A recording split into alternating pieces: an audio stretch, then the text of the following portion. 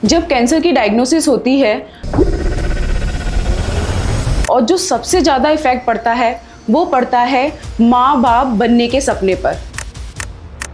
Unmarried लड़की है, अभी पार्टनर नहीं पता है, so she can freeze her eggs, वो अपने एग्स प्रिजर्व कर दिए उन्होंने। उसके बाद वो अपना सारा ट्रीटमेंट जो कैंसर का है वो ले सकते हैं। कि एक कैंसर पेशेंट कभी ना इस गिल्ट में ना रहे कि वो कभी पेरेंट्स नहीं हो सकते। कभी कभी ना बहुत सारे कैंसर जेनेटिक होते हैं जिनके जीन में डिफेक्ट होता है, क्रोमोसोम्स में डिफेक्ट होता है। उनके लिए क्या सेम प्रोसीजर है या फिर कुछ अलग से टेस्ट होते हैं? सो ऐसे केसेस में हम लोगों को cancer is increasing these days, cancer बढ़ रहा है इतना ज़्यादा, सो इसको हमें कवरेज में लेना चाहिए। जब कीमो या रेडियो का उनके ऊपर एक्सपोजर होता है, अर्ली मेनोपॉज सेट हो जाता है। कि इस प्रोसीजर से जो बेबी बनेगा, क्या वो जो एक नेचुरल वे में बेबी होते हैं सेम रहेगा या फिर एक डर है, एक कहीं ना कहीं? देखिए डॉक्टर रेखा, मैं हमेशा अपने पेशेंट से भी बोलती हूँ, जैसे कि IVF या एग फ्रीजिंग या स्पर्म फ्रीजिंग, ये सारी टेक्निक्स। जब कैंसर की डायग्नोसिस होती है तो जीवन के कई पहलू बदल जाते हैं और जो सबसे ज़्यादा इफेक्ट पड़ता है वो पड़ता है माँ बाप बनने के सपने पर। और ये हम आज इस पॉडकास्ट में एक बहुत ही famous and renowned infertility expert के साथ हम डिस्कस करेंगे और हम ये भी बताएंगे कि ये क्यों ज़रूरी है डिस्कस करना आज की डेट में। और ये सबसे ज़्यादा जो इफेक्ट डाल रहा है वो उन लोगों पे डाल रहा है जो अनमैरिड हैं, यंग हैं, बॉयज़ एंड गर्ल्स, क्योंकि सर्वाइवल इतने अच्छे आ गए हैं, सर्वाइवल होता है लेकिन लास्ट में जाके कहीं ये फील होता है कि काश हम भी माँ बाप बन पाते, हमारे भी घर में बच्चे खेल पाते। तो आज ये एक ऐसा टॉपिक है कि जो लोग डिस्कस नहीं करते और लोगों तक ये मैसेज जाना चाहिए, इसीलिए मैं एक बहुत ही informative, very insightful podcast session लेकर आई हूँ। Let's welcome doctor Ramya Mishra ma'am. Thank you ma'am, आपने हमें अपना टाइम दिया। हम एक एक करके क्वेश्चन आंसर डिस्कस करेंगे, लेकिन मैं आपसे सबसे पहले चाहूंगी कि आप अपने बारे में अपना इंट्रो दें। थैंक यू डॉक्टर रेखा। सबसे पहले तो मैं आपको थैंक्स बोलना चाहूँगी कि आपने मुझे इस पॉडकास्ट के लिए इनवाइट किया, क्योंकि see what ever you told us अभी कि कैंसर वाले पेशेंट्स के लिए डेफिनेटली ये बहुत डेवस्टेटिंग न्यूज़ होती है जब ये ब्रेक होता है उनको कि they have been diagnosed as a cancer. और actually we need right guidance यहाँ पे कि उनको आगे फ्यूचर फर्टिलिटी के लिए क्या करना चाहिए। सो जैसे आपने बोला कि हम इससे क्वेश्चन वाइज डिस्कस करेंगे, जैसे ऐसे व्यूअर्स ने आपसे क्वेश्चंस पूछे हुए हैं। बट उसके पहले मैं अपना इंट्रोडक्शन देना चाहूँगी। मैं doctor Ramya Mishra, fertility and IVF specialist हूँ और पिछले 10 ईयर्स से मैं स्पेशली इसी फील्ड में डेडिकेटेडली वर्क कर रही हूँ।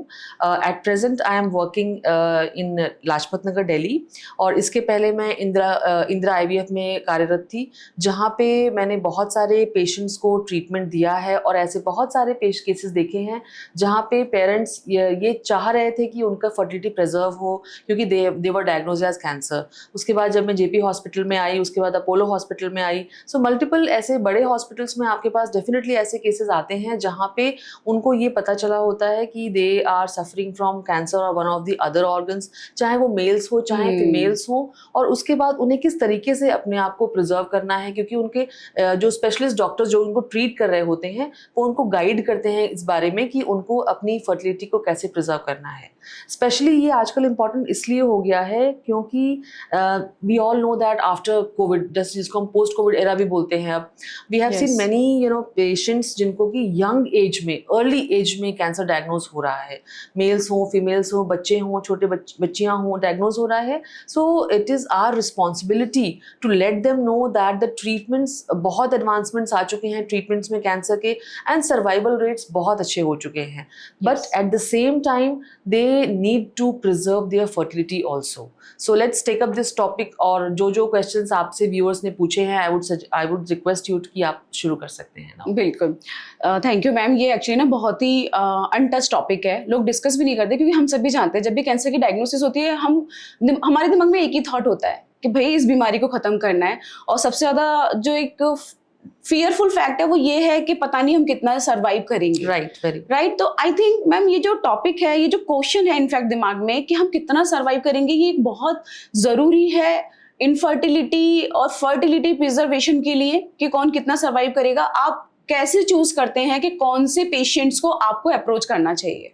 देखिए, सबसे पहले तो मैं हमेशा एक बात को बोलती हूँ कि जब भी कैंसर की डायग्नोसिस होती है तो there has to be a collaboration between the fertility unit and the reproductive unit. So onco fertility के बारे में अवेयरनेस जो है वो सबसे पहले हमारे पास ऑन्को के डॉक्टर से या ऑन्को की यूनिट से आता है। ठीक है, तो एज वी नो दैट कि जिन जिन पेशेंट्स को, मान लीजिए किसी को 60+ में कैंसर डायग्नोज हो रहा है, so we know that for them the survival is the most important factor. किसी को अगर यंग एज में हो रहा है, मान लीजिए 25 ईयर्स में या 30 ईयर्स में डायग्नोसिस हो रही है, in that case we have to ask a question, we should definitely ask this question कि उनकी फैमिली कंप्लीट है कि नहीं है। अगर उनकी फैमिली कंप्लीट नहीं है तो डेफिनेटली हमें उन्हें ये ऑप्शन देना चाहिए। ऑफ कोर्स बेस्ड अपॉन उनका कैंसर का क्या डायग्नोसिस हुआ है, कहाँ का कैंसर है, किस स्टेज का कैंसर है और क्या आप ट्रीटमेंट प्लान कर रहे हैं उसके लिए। कीमोथेरेपी प्लान हो रही है, रेडियोथेरेपी प्लान हो रही है और सर्जरी प्लान हो रही है। Depending upon that we can see कि कौन से पेशेंट्स को हम लोग ले सकते हैं फॉर। अगर आप मुझसे ब्रॉडली पूछें तो ऐसे पेशेंट्स जैसे कि यंग फीमेल्स हैं जहाँ पे ब्रेस्ट कार्सिनोमा डायग्नोज मान लीजिए हुआ है और वहाँ पे you need to go for, she is in early stages and you need to go for surgical removal of the affected part, है ना। सो और आपको अभी रेडिएशन थेरेपी या कीमोथेरेपी स्टार्ट करने में टाइम है, so you can definitely guide them कि आप उस सर्जिकल ट्रीटमेंट को करने के बाद में अपनी फर्टिलिटी को प्रिजर्व करा लीजिए। वहाँ पे हम लोग उनको गाइड कर सकते हैं कि किस तरीके से हम उनके एग्स को निकाल सकते हैं, कैसे उनको प्रिजर्व कर सकते हैं, ताकि जैसे ही उनका कैंसर का ट्रीटमेंट कंप्लीट हो वो अपनी फैमिली भी कंप्लीट कर सकते हैं। सो आई ऑलवेज से कि बहुत ही लास्ट स्टेजेस जहाँ पे कुछ नहीं हो सकता है and they're into palliative stages, of course we also understand that their life takes the important वो, but fertility comes at the second stage at that moment. लेकिन जहाँ पे वो यंग है, जिसमें हमें चांसेस पता है कि इनका सर्वाइवल अच्छा होगा और इनकी लाइफ अभी है आगे, there we should definitely guide them in a nice वे।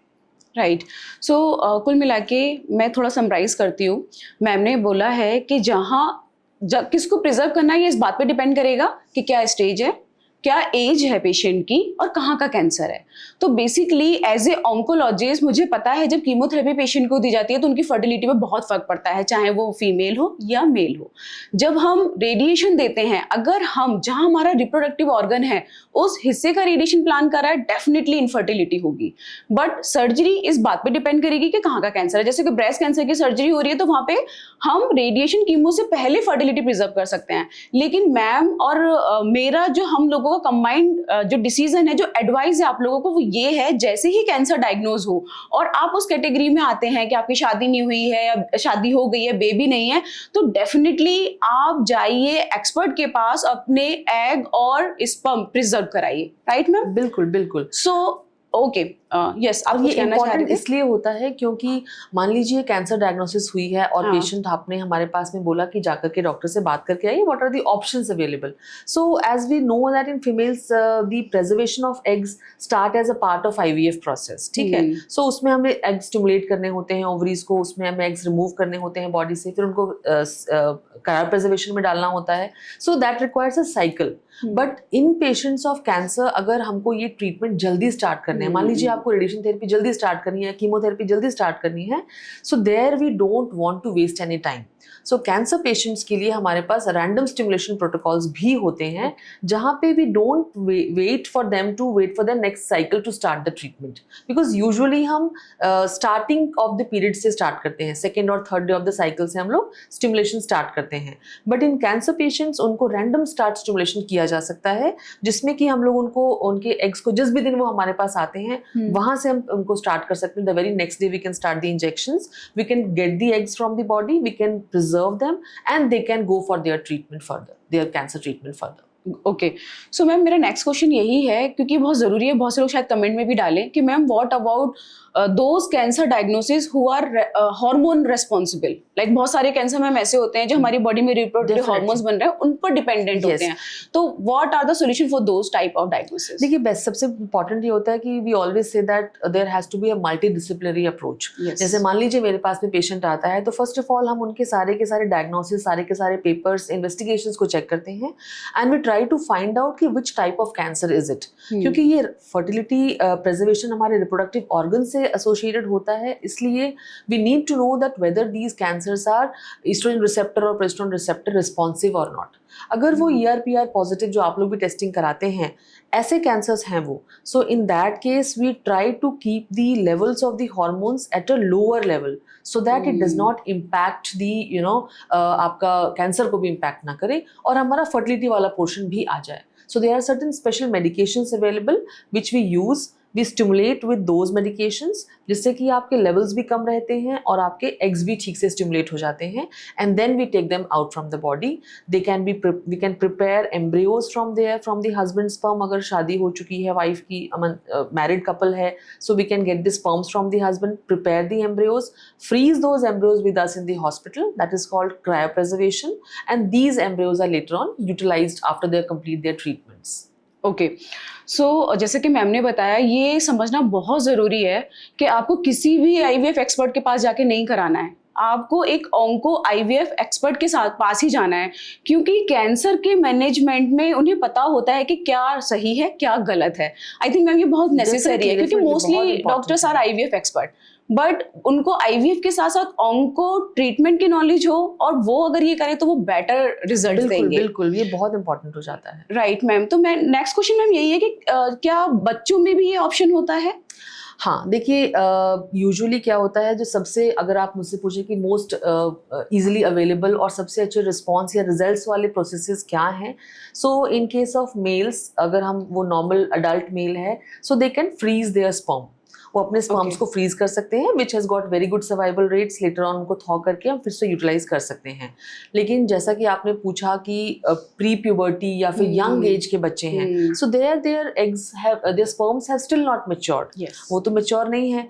और in case of patients who are not able to produce sample, जो अपना सैंपल नहीं दे पा रहे हैं बिकॉज ऑफ एज फैक्टर या whatever reasons, so there अभी एक्सपेरिमेंटल फेज में ही है though, but they have come up with these approaches, जो कि कुछ सेंटर्स पे किया जा रहा है, जहाँ पे उनके टेस्टिकल्स का कुछ portion, that is called testicular preservation, testicular cryopreservation, कुछ पोर्शन टेस्टिकल्स का उनका कट करके, दैट इज टेकन आउट, उसको फ्रीज करके उसको क्रायोप्रिजर्व कर देते हैं उस चीज़ को, एंड दे आर वेटिंग कि हो सकता है आने वाले 5 साल या 10 साल में हमारे पास ऐसे एडवांस टेक्निक्स आ जाएं कि उस टेस्टिकल के पोर्शन को हम लोग निकाल करके वापस से री इम्प्लांट करें, या उन्हीं से हम स्पर्म्स बना सके, मैच्योर स्पर्म्स। सो ये एक्सपेरिमेंटल फेजेस में ही है डेफिनेटली, लेकिन फिर भी this viable option is there, and of course the option of freezing the sperm is the best option with the best results available these days. Okay, so ma'am मैं चाहती हूँ कि जो ये आपने बताया ओवम प्रिजर्वेशन और स्पर्म प्रिजर्वेशन, ये अब आप हमें बहुत ही सिंपल लैंग्वेज में स्टेप बाय स्टेप प्रोसीजर समझाएं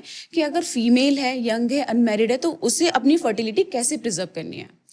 देखिए, सबसे पहले तो हम लोग फीमेल्स की बात करते हैं। हाँ। कि फीमेल्स के केसेस में क्या होता है, एज वी ऑल नो कि सबका एक औरतों का एक मासिक धर्म होता है या फिर मेंस्ट्रुएशन होते हैं। हाँ, ठीक हाँ, है। हाँ। तो जो प्रोसेस हमारा होता है IVF का या फिर एग प्रिजर्वेशन का, specially in case of cancer patients, investigations almost सारे हुए होते हैं। क्योंकि कैंसर का पेशेंट है आपके पास में है, तो you have got all the investigations done. So सब जांचें वगैरह हमारे हाथ में रहती हैं, वायरल मार्कर्स वगैरह सब रहते हैं। सो जैसे ही पीरियड स्टार्ट होता है, हम उनको इंजेक्शन स्टार्ट करते हैं, और ये इंजेक्शंस कंटिन्यूअसली 10 से 12 दिन तक उनको लगते हैं। कुछ इंजेक्शंस पेट में लगते हैं, कुछ इंजेक्शंस कमर पे लगते हैं, और ये जब दोनों इंजेक्शंस की वजह से उनके ओवरीज में जो एग्स होते हैं, यानी कि जो अंडाशय में एग्स होते हैं, उनका साइज बढ़ना शुरू होता है। जब उनका साइज बढ़ना शुरू होता है, सो एक सर्टेन समय के बाद में उसमें हम एक इंजेक्शन देते हैं, जिसको कि मैच्योरेशन का इंजेक्शन भी कह सकते हैं। और उसके बाद उसके आप कुछ घंटे के बाद में उसमें एग रिट्रीवल, यानी कि अंडे निकालने का जो प्रोसेस होता है वो स्टार्ट होता है, और वो एनेस्थीसिया में करते हैं हम लोग। सो बेहोशी पेशेंट को दी जाती है, होती आधे घंटे के लिए ही है वो बेहोशी। उस बेहोशी में वो बॉडी से वो एग्स निकाल लिए जाते हैं, और उनको स्पेशलाइज सेंटर यानी कि एम्ब्रियोलॉजी लैब्स में हमारे पास में प्रिजर्वेशंस होते हैं, जिनको हम क्रायो प्रिजर्वेशन बोलते हैं, उनको फ्रीजिंग कर दी जाती है। सो ये जो एग्स होते हैं, ये लिक्विड नाइट्रोजन में रखा जाता है -196 डिग्री सेंटीग्रेड्स पे, और ये कितने भी सालों के लिए रखा जा सकता है। सो एक बार वो एग्स फ्रीज हो गए, मान लीजिए अनमैरिड लड़की है, अभी पार्टनर नहीं पता है, so she can freeze her eggs, वो अपने एग्स प्रिजर्व कर दिए उन्होंने, उसके बाद वो अपना सारा ट्रीटमेंट जो कैंसर का है वो ले सकते हैं। सपोजिटली वो लेडी मैरिड है या पार्टनर नोन है, सो what we can do, we can उनके एग्स को जो हमने निकाला और उनके हस्बैंड जो उनके पार्टनर होंगे उनके स्पर्म्स को लेकर के उन एग्स के साथ में मिक्स करके, which we call as ICSI, उसको इक्सी बोला जाता है। सो एक एग और एक स्पर्म का फ्यूजन होता है इसमें, और उससे जो एम्ब्रियोज क्रिएट होते हैं जिसको कि बनने में 5 से 6 दिन का वक्त लगता है, इन एम्ब्रियोज को हम लोग क्रायोकैन्स में प्रिजर्व कर देते हैं और इनका सर्वाइवल बहुत अच्छा होता है। सो मान लीजिए 25 ईयर्स ऑफ एज उनको पता चला कि उनको कैंसर है, ऐसी न्यूज़ उनको मिली, तो वो अपने एग्स को उस टाइम पे फ्रीज करा सकते हैं and at the age of 30 years वो उन बने हुए एम्ब्रियोज को अपने यूट्रस में ट्रांसफ़र करवा सकते हैं।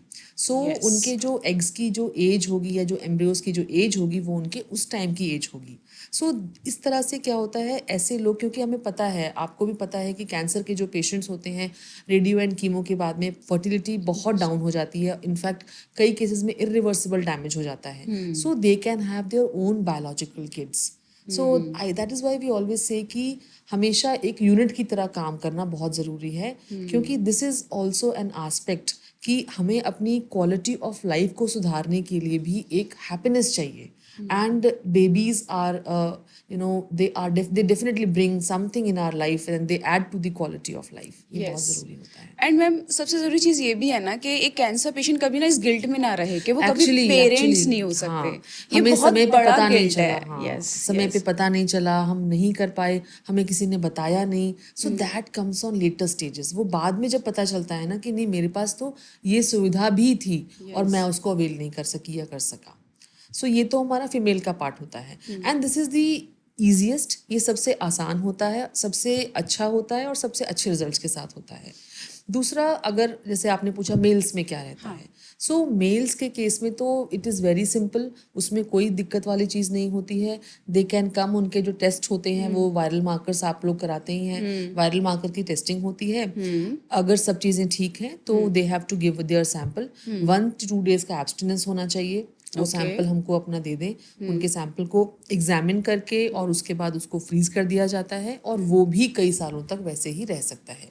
वो चाहे तो 1 वायल कराएं, 2 vial, 4 vial, depending upon their situation, या स्पर्म की क्वालिटी पे डिपेंड करता है।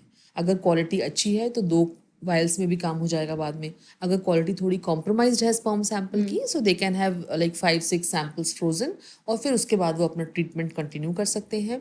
और फिर whenever they get married और whenever they are planning to have their babies, they can use वो sperms को use करके आराम से अपना babies they can have। So basically males के लिए वो जो प्रोसेस होता है इंजेक्शंस वगैरह लेने का, वो सब मैंडेटरी नहीं है, वो कभी भी आगे।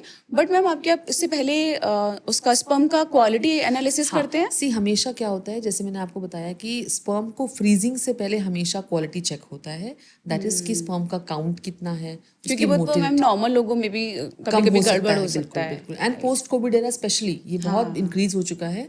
सो ऑलवेज स्पर्म को फ्रीज करने से पहले हमेशा पेशेंट्स को बताया जाता है कि उनका काउंट क्या है, उनकी मोटिलिटी क्या है, उनकी मॉर्फोलॉजी क्या है। मॉर्फोलॉजी मतलब स्पर्म्स के जो हेड, नेक और टेल डिफेक्ट्स होते हैं उनके बारे में भी उनको इन्फॉर्मेशन दी जाती है कि पोस्ट थॉ सर्वाइवल क्या होगा। मतलब जब हमने उसको फ्रीज कर दिया, उसको जब वापस निकाला तो उसमें से 100 में से 100 तो नहीं रिटर्न होते हैं, लेकिन जितनी अच्छी क्वालिटी रहेगी स्पर्म सैंपल की उतना अच्छा सर्वाइवल होता है स्पर्म्स का भी इसके अंदर। सो that is a very good technique जिसका कि यूज़ करके, और इसमें कुछ ऐसा बहुत एक्सपेंसिव भी नहीं है, ये चीज़ें बहुत ज़्यादा प्रॉब्लमेटिक भी नहीं है। आप जिस हॉस्पिटल में अपना ट्रीटमेंट कर रहे हैं उसके नियर बाय जो भी फर्टिलिटी सेंटर अच्छा है, नोन है, रिकॉग्नाइज्ड है, आप जाके अपना ये प्रोसीजर करा सकते हैं। ओके, सो मैम आपके इसी क्वेश्चन से मुझे एक क्वेश्चन और दिमाग में आया है। कभी कभी ना बहुत सारे कैंसर जेनेटिक होते हैं, जिनके जीन में डिफेक्ट होता है, क्रोमोसोम्स में डिफेक्ट होता है, लाइक बहुत सारे ब्लड कैंसर्स ऐसे होते हैं। तो मैम उनके लिए क्या सेम प्रोसीजर है या फिर कुछ अलग से टेस्ट होते हैं, लाइक मॉलिक्यूलर एनालिसिस वगैरह? देखिए क्या होता है कि जैसे मान लीजिए कोई जेनेटिक डिफेक्ट्स हैं, मान लीजिए will take a case of a female, एक औरत के बारे में अगर हम देखें तो उनको अगर कोई जेनेटिक प्रॉब्लम है कि BRCA जीन, जैसे उनको ब्रेस्ट कैंसर होने का रिस्क है, ओवेरियन कैंसर होने का रिस्क ज़्यादा होता है। सो ऐसे केसेस में हम लोगों को, उनको किसी एक लेडी को डायग्नोज हुआ है, तो उनकी सिस्टर, उनकी मदर, उनकी मासी, इन सब में भी ये चीज़ें हमें Yes. क्योंकि उनमें भी चांसेस होते हैं कि वो जीन ट्रैवल करेगा। सो एक तो अवेयरनेस यहाँ से आनी चाहिए कि अगर मुझे है तो मेरे को डॉक्टर को चेक करा लेना चाहिए, अपनी उनको सबको चेक करा के रखना चाहिए कि whether that gene is travelling और नॉट। मान लीजिए वो अगर जीन ट्रैवल कर रहा है, so you are at a higher risk, आपका रिस्क ज़्यादा होता है, और हमें ये टेस्टिंग करा करके अपना प्रिजर्वेशन कराना है, नहीं कराना है। मैंने जैसे आपको बताया ना, शुरू में मैंने बोला था कि life and quality of life, ये दो चीज़ें बहुत इंपॉर्टेंट होती हैं। तो अगर तो हमारा ये है कि हाँ फैमिली कंप्लीट है, एज ज़्यादा है, सो नॉट अ प्रॉब्लम। अपना अगर आपको आता है कि मॉलिक्यूलर लेवल्स पे या जेनेटिक लेवल पे आपको डिफेक्ट है। सो मैम आप ये बताएंगे कि ये बेसिकली ओवम और स्पर्म प्रिजर्वेशन के जो प्रोसीजर्स होते हैं वो क्या क्या हैं, और इन सब में सबसे फिजिबल और अच्छा ऑप्शन क्या है? डॉक्टर रेखा, ये क्वेश्चन आपने बहुत अच्छा पूछा है, क्योंकि मोस्ट ऑफ द पेशेंट्स को इस बारे में अवेयरनेस नहीं होती है कि हमारे पास क्या क्या ऑप्शंस अवेलेबल हैं। सो उसको बताने से पहले मैं ये बताना चाहूँगी आपको कि एक्चुअली एक प्रेगनेंसी कैसे होती है। देखिए, हम सबको पता है कि एक प्रेगनेंसी होने के लिए एक हेल्दी एग का होना, एक हेल्दी स्पर्म का होना और एक हेल्दी यूट्रस का होना बहुत ज़रूरी होता है, ठीक है। और फीमेल्स में जो एग रिजर्व होता है वो वैसे भी एज के साथ में कम होना स्टार्ट हो जाता है।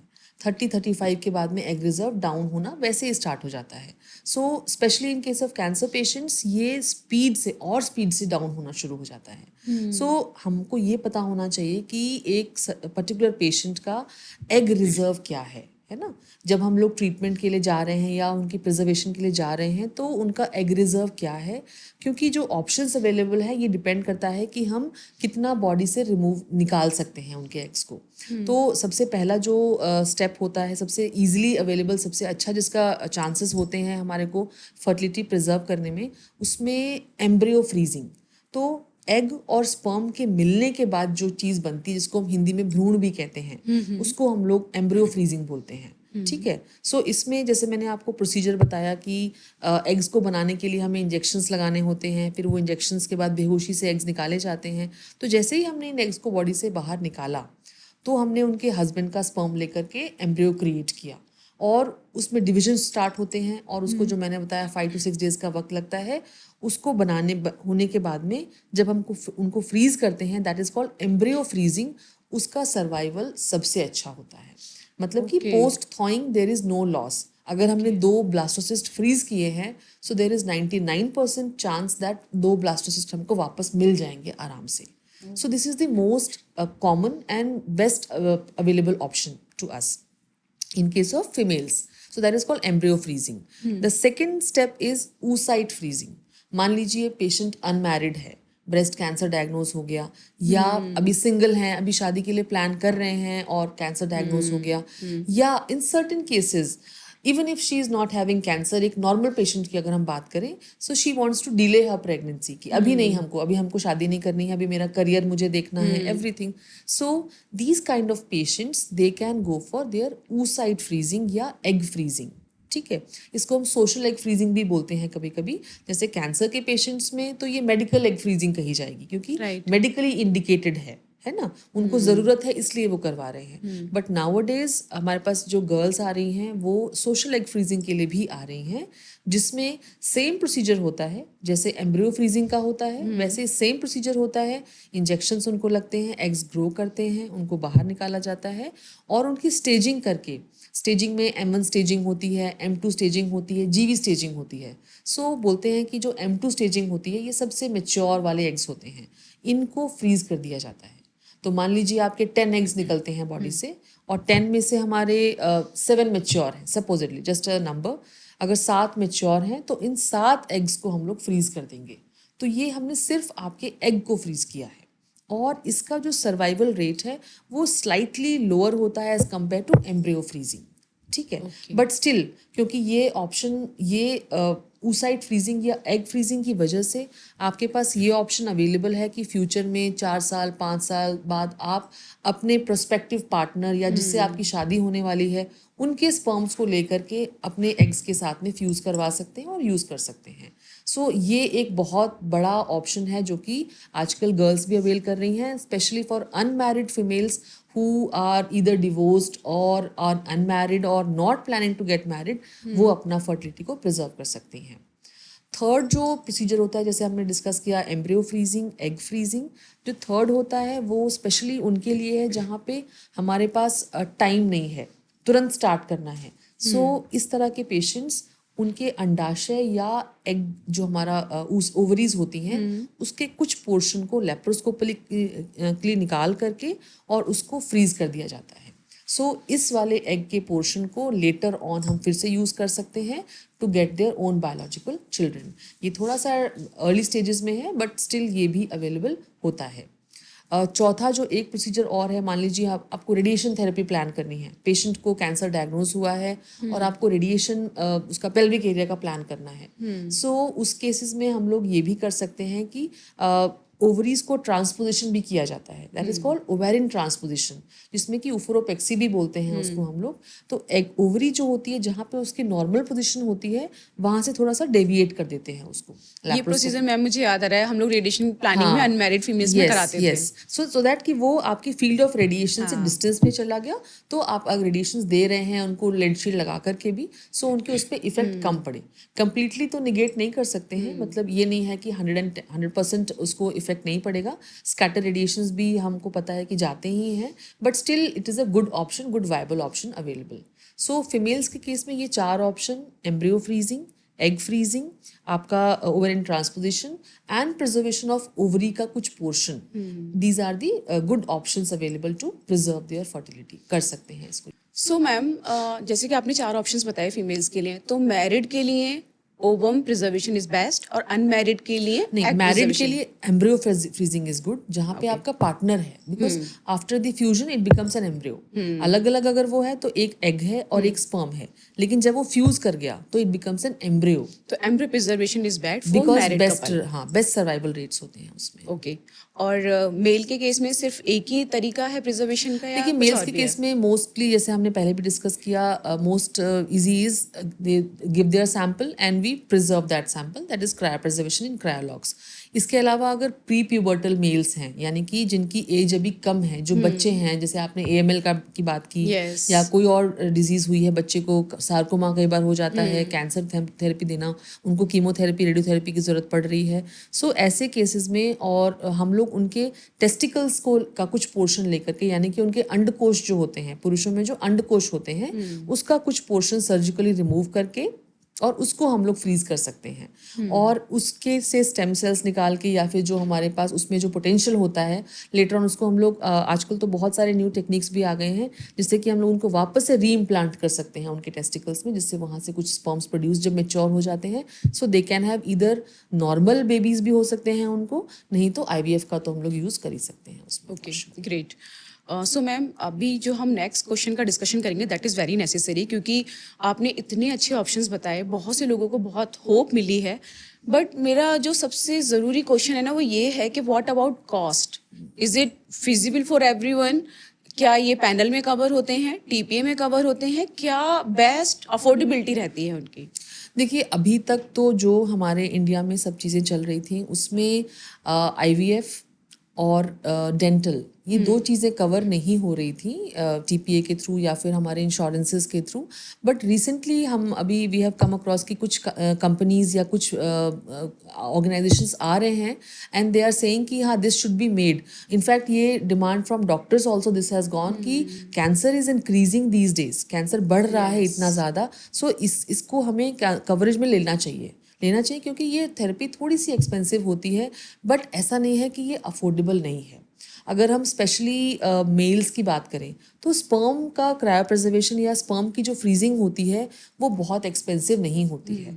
सो ये डिपेंड करता है आप किस जगह पे अपना ट्रीटमेंट करवा रहे हैं।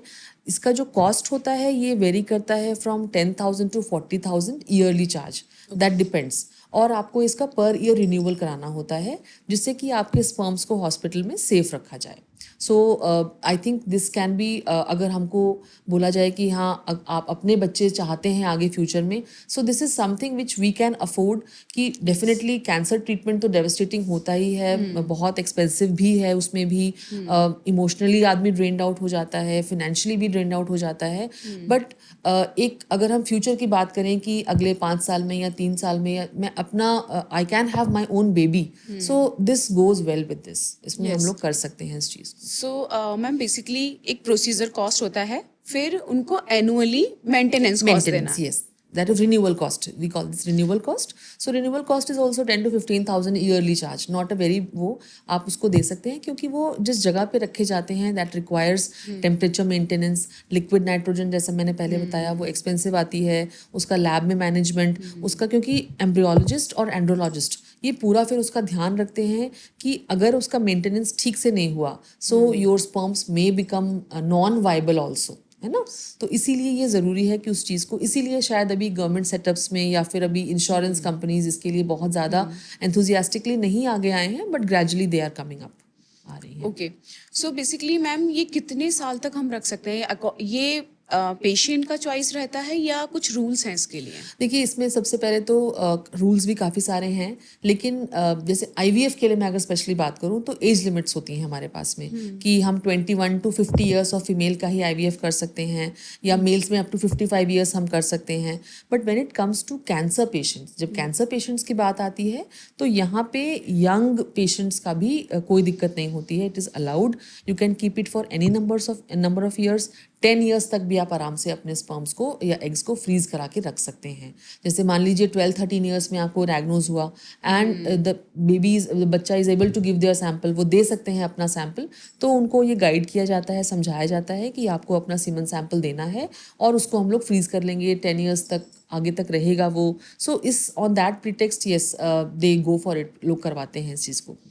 ओके, सो जैसे कि हम लोग डिस्कस कर रहे थे कि मैंने इसका एक शॉर्ट्स बना के डाला था, लोगों से बोला था कि अगर आपको कुछ भी डाउट्स हैं, क्वेश्चंस हैं तो आप डालिए। तो उसमें कुछ लोगों के क्वेश्चन पता है मैम ये थे कि इस प्रोसीजर से जो बेबी बनेगा, क्या वो जो एक नेचुरल वे में बेबी होते हैं सेम रहेगा या फिर एक डर है, एक कहीं ना कहीं उनका कुछ जो एबनॉर्मेलिटी है उनके होने के चांसेस ज़्यादा हैं, या क्या रहेगा रिजल्ट? देखिए डॉक्टर रेखा, मैं हमेशा अपने पेशेंट से भी बोलती हूँ कि जो टेक्निक्स हमारे पास हैं, एडवांस टेक्निक्स हमारे पास में है, जैसे कि आईवीएफ या एग फ्रीजिंग या स्पर्म फ्रीजिंग, ये सारी टेक्निक्स एक तरीका होता है आपको फ्यूचर प्रेगनेंसी देने का। सो इससे जो बेबीज़ होते हैं वो उन्हीं एग्स और उन्हीं स्पर्म से मिलके बने होते हैं। सो देर इज़ नो चांस कि उसके बाद में कोई उनमें अब नॉर्मेलिटी आएगी। वो बिल्कुल वैसे ही होते हैं जैसे कि नॉर्मल बच्चे होते हैं। आपने सुना होगा जो फर्स्ट आईवीएफ बेबी थी लुई ब्राउन, अभी शी इज़ 40+, उनकी एज 40+ हो चुकी है, उनके खुद के बच्चे हैं। सो इसलिए ये मन में सोचना कि उसकी वजह से, आईवीएफ की वजह से कोई अब नॉर्मेलिटी आएगी, ये ठीक नहीं है। बट येस, वैसे वी हैव सीन कि आजकल वैसे भी चांसेस जो है अबनॉर्मल बेबीज़ के बढ़ गए हैं। ऑटिस्टिक डिसऑर्डर्स आपने सुना होगा, काफ़ी ज़्यादा इंक्रीज़ हो गया है, बिकॉज आजकल हमारा जो एक्सपोजर है फ़ोन्स के लिए, आप देख लीजिए हमारे पास रात को सोते वक्त भी हमारे पास फ़ोन के चार्ज पे लगा है, we are talking on phone, Bluetooth कान में लगा हुआ है। सो ये सब चीज़ें भी जो होती हैं हमारे फर्टिलिटी पोटेंशियल को डाउन करती हैं, और जो अटेंशन स्पैन है वो बच्चों का कम हो रहा है। ये एक general, it is not only for IVF baby, it is for the general population की हम बात कर रहे हैं। कि मैंने ऐसे बहुत सारे कपल्स को देखा है, ऐसे बहुत सारे डॉक्टर कपल्स को भी देखा है जिनके बेबीज़ में अटेंशन डेफिसिट के डिसऑर्डर्स बढ़ रहे हैं। So we don't know the exact cause, लेकिन मोस्ट लाइकली ये इन्वायरमेंटल चीज़ें हो सकती हैं, हमारा level of exposure we are getting these days, ये भी एक इसके बहुत बड़े रीजंस हो सकते हैं। पर से IVF is not a reason for this, I would say. So overall इस प्रोसीजर का कोई ऐसा कोई मेजर साइड इफेक्ट नहीं है। जब पेशेंट या कपल आपके पास आते हैं तो what are those side effect, you explain them? देखिए जैसे मेल्स की बात हमने पहले भी की, मेल्स में तो कोई साइड इफेक्ट्स नहीं होते हैं। It's like a normal masturbation process where they give their sample और उसके बाद वो फ्रीज हो जाता है, तो कोई दिक्कत नहीं है उस चीज़ में। फीमेल्स के केस में जैसे हम लोग इंजेक्शंस जब देते हैं उनको सेकेंड डे से, so their hormone levels rises. जब उनके हार्मोन लेवल्स राइज करते हैं तो उसकी वजह से किसी किसी को मूड स्विंग्स आ सकती हैं, ब्लोटिंग सेंसेशन हो सकता है, लेकिन ये सब चीज़ें 10 से 12 दिन में अपने आप सेटल हो जाता है, क्योंकि जैसे ही हमने बॉडी से एग्स को रिमूव किया वो हार्मोन लेवल्स कम हो जाते हैं। And it is absolutely normal. पहले पेट में पानी भरने की प्रॉब्लम लोगों को हो जाती थी, which we called as OHSS, ovarian hyperstimulation syndrome. अब इसका चांस ऑलमोस्ट नेग्लिजिबल हो चुका है, क्योंकि बहुत अच्छे ग्रेड के इंजेक्शंस आ चुके हैं, बहुत अच्छे ग्रेड के मैच्योरेशन इंजेक्शंस आ चुके हैं और मेडिकेशंस आ चुके हैं, जिसकी वजह से मैं बोलूँगी कि आई थिंक लास्ट 5 ईयर्स में अभी तक मेरा तो कोई केस नहीं हुआ है जिसमें कि OHSS हुआ। सो नथिंग टू वरी, जो लेवल्स ट्रांजिएंटली इंक्रीज होते हैं वो इन सर्टेन टाइम वो अपने आप कम हो जाते हैं. Great. So ma'am, I think ये बताइए कि जब एक पेशेंट है, उसने ये सब प्रोसीजर कराया, उसने अपना ट्रीटमेंट लिया, अब उसको आपके पास अगर वो बेबी प्लान करना चाहते हैं तो कब विजिट करना है, कितने टाइम ड्यूरेशन के गैप के बाद दे शुड प्लान बेबी? सी सबसे पहले तो जैसे हमने बोला कि हमने मिड ऑफ द आपके कैंसर ट्रीटमेंट के बीच में हमने आपका प्रिजर्वेशन किया है. सो एक बार आप अपने जब आप अपने कैंसर स्पेशलिस्ट से जब अपॉइंटमेंट्स लेते हैं, सो व्हेन दे से कि हाँ you are absolutely okay now, physically mentally cancer free हैं, कोई दिक्कत नहीं हो रही है, then definitely you can come back to us. जब आपको लगता है कि अब आप पूरी तरीके से ओके फील कर रहे हैं, now you are ready to rear a baby, उस टाइम पे आप हमारे पास में आ सकते हैं. और जो आने का टाइम होता है वो बेसिकली आप यू कैन प्लान कि आप अपनी माहवारी शुरू होने के 2 से 3 दिन पहले एटलीस्ट आए हमारे पास, जिससे कि आपके जो भी लेफ्ट ओवर टेस्ट होते हैं हम वो कर ले कि आप प्रेगनेंसी के लिए ओके हैं कि नहीं. उसके बाद में आपका कुछ मेडिकेशन स्टार्ट होता है, एंड देन डिपेंडिंग अपॉन कि हमने आपके एग्स को फ्रीज किया है या हमने आपके एम्ब्रियोज को फ्रीज किया है, हम चीज़ें प्लान आउट करते हैं. अगर आपके एम्ब्रियोज को फ्रीज किया हुआ है, यानी कि आपके बने हुए भ्रूण हमारे पास रखे हुए हैं, फ्रोजन सैंपल रखे हुए हैं, सो उस कंडीशन में आपको कुछ दवाई स्टार्ट होगी जो कि ओरल मेडिकेशंस होती हैं, और उन दवाइयों के बाद में एक सर्टेन टाइम हम डिसाइड करते हैं, उसके बाद हम आपका एम्ब्रियो ट्रांसफर प्लान कर लेते हैं. सो आपको वो पूरा साइकिल जो होता है आईवीएफ का, वो half of the cycle is already done. So it is just the embryo का ट्रांसफर जो होता है वो आपके यूट्रस में रह गया होता है. सो वो हम सर्टेन टाइम पे प्लान आउट कर लेते हैं और फिर आपको प्रेगनेंसी के चांसेस हो जाते हैं उसके बाद. सो कुल मिला के किसी भी कपल को या किसी भी कैंसर पेशेंट को अपने ऑन्कोलॉजिस्ट से क्लियरेंस लेना है to plan a baby. Okay.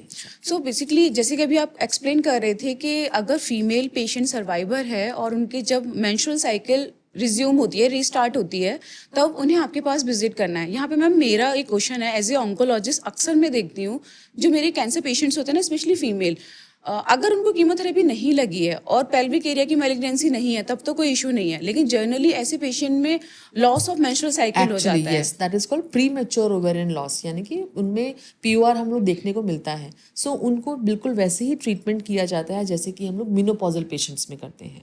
सो क्योंकि मीनोपॉज में क्या होता है, आपके ओवरी से एग्स खत्म हो जाते हैं नेचुरली, तो आपको पीरियड्स आना बंद हो जाते हैं. तो सिमिलरली जब कीमो या रेडियो का उनके ऊपर एक्सपोजर होता है, सो उनके में क्या होता है, उनका अर्ली मेनोपॉज सेट हो जाता है. क्योंकि कीमोथेरेपी, रेडियोथेरेपी हमको पता है कि वो हमारे एग के रिजर्व को टाइम से पहले शट डाउन कर देगा. सो उनको बिल्कुल वैसे ही ट्रीटमेंट देते हैं, उनका अल्ट्रासाउंड करते हैं हम लोग. We start hormonal medications to them. Hormonal medication start होती हैं उनकी, लो डोज में स्टार्ट करते हैं, जिससे कि उनकी साइकिल को हम लोग वापस से रिज्यूम करते हैं.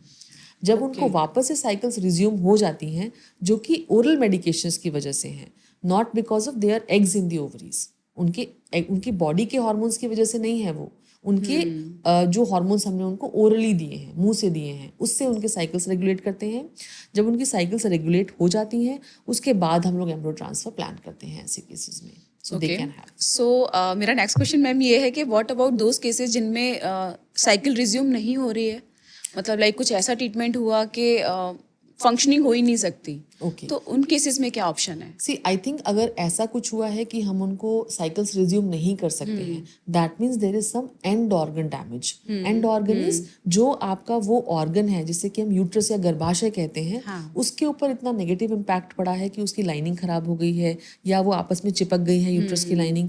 सो ऐसे केसेस में डेफिनेटली पहला तो स्टेप यही होता है कि हम कोशिश करते हैं कि हिस्टोस्कोपिकली उनके यूट्रस की लाइनिंग को ओके करें, उसके अंदर जो एडिशंस बने हैं, जो चिपकन हुई है, उसको ठीक करने की कोशिश करते हैं, क्योंकि थिन एंडोमेट्रियम में भी प्रेगनेंसी हो सकती है. बट अगर बाई चांस ये पॉसिबल नहीं हो पा रहा है, इट इज़ नॉट पॉसिबल कि हम ओरल मेडिकेशन से उनके पीरियड्स को रिज्यूम कर पाएँ, सो ऐसे कंडीशन में हम लोग मेडिकली इंडिकेटेड सरोगेसी प्लान ले सकते हैं. सरोगेसी इज बेसिकली जो उन्होंने अपना ऑन्को फर्टिलिटी जो ट्रीटमेंट करवाया था, उसके पहले अपना जो प्रिजर्वेशन करवाया था एग्स का या एम्ब्रियोज का, उनको हम लोग यूज़ कर सकते हैं। एंड एक सरोगेट हम लोग ले सकते हैं। सरोगेट मदर का मतलब होता है एक ऐसी महिला जिसका कि आप यूट्रस उनसे मांगते हैं, उनसे आप यूट्रस लेते हैं और वो बच्चा 9 मंथ्स आपके लिए पूरा अपने पास रखती है, 9 मंथ्स उनको नर्चर करती है और जब वो बेबी हो जाता है सो लीगल तरीके से वो बेबी आपको हैंड ओवर कर दिया जाता है। वो सरोगेसी बोलते हैं।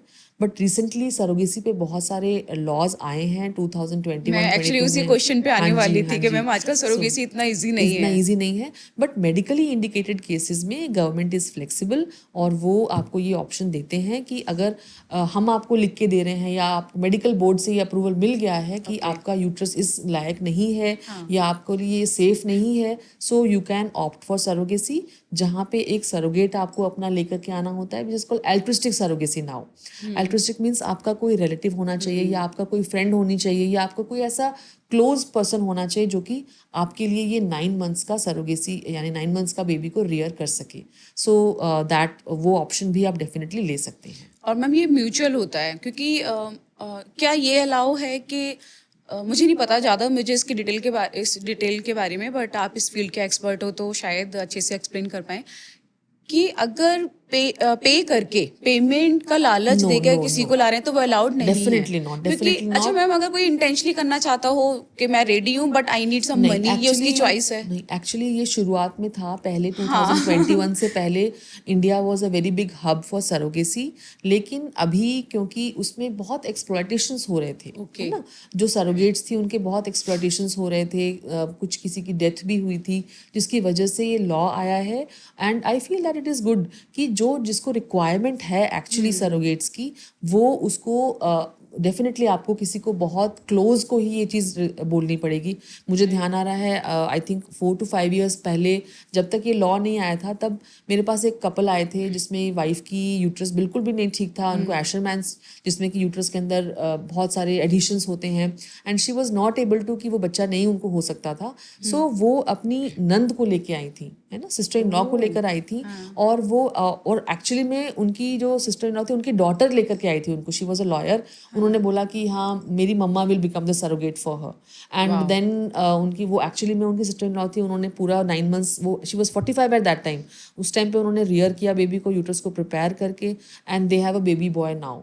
सो जब भी वो आते हैं तो वो इतना थैंकफुल फील करते हैं। So I feel that surrogacy is actually a very good option for the couples जहाँ पे पॉसिबल ही नहीं है खुद की प्रेगनेंसी होना, लेकिन हमें उन को रेगुलेट करना बहुत ज़रूरी है एंड ये step is a welcome step from the government also कि ताकि उनको जो रियली नीडी कपल्स हैं उनको ये सब चीज़ें मिल सके in a fair manner. Yes ma'am, मैं चाहती हूँ आप ना कुछ अपना ऑन्को पेशेंट्स या कैंसर सर्वाइवर्स के साथ जो आपने किया है, आप इतने सालों से करते आ रहे हो, कुछ उनका भी एक्सपीरियंस शेयर कीजिए।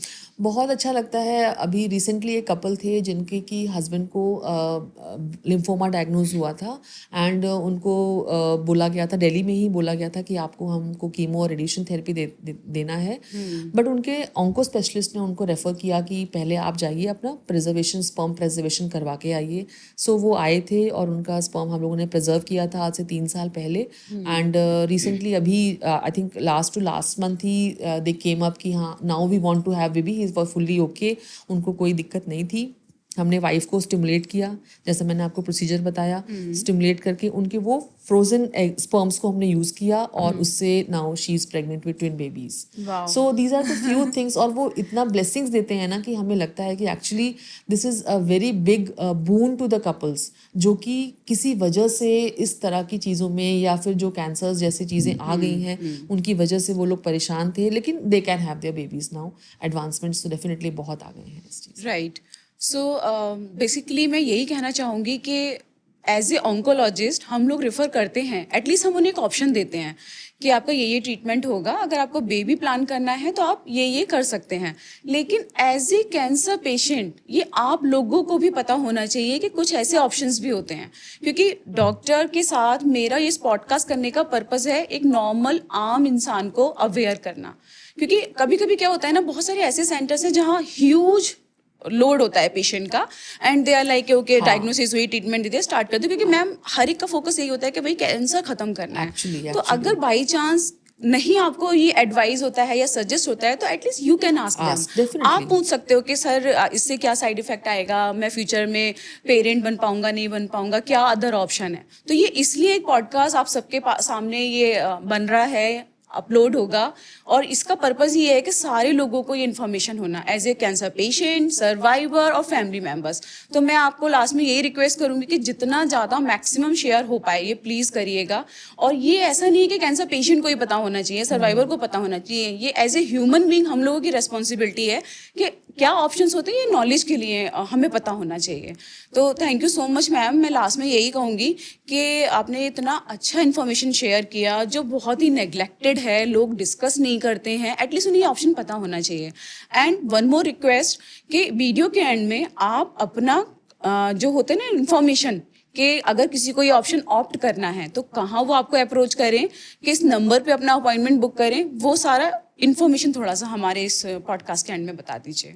जी बिल्कुल, कोई भी ऐसे कपल्स हैं या कोई भी ऐसे फैमिली मेम्बर्स हैं, क्योंकि आपने जैसा बोला कि कैंसर डायग्नोसिस हुई और सबसे पहला जो हमारा माइंड सेट होता है वो होता है कि इसको बॉडी से बाहर निकालो। Yes, ये मैं पर्सनली फील करती हूँ ma'am. And then this fertility takes a second seat, ठीक है। Yes. सो उस टाइम पे उनके माइंड में ये चीज़ नहीं आ रही है, लेकिन हम उनके फैमिली फ्रेंड्स हैं, हम उन्हें ये चीज़ अगर पॉइंट आउट करके बताएंगे कि please think on this point also, because life में this is not the end of life, right. Cancer हो गया क्योंकि इतने एडवांसमेंट जैसा हमने बोला तो एंड ऑफ लाइफ तो नहीं है। So at least give them this opportunity कि वो भी इस चीज़ को अवेल कर सके।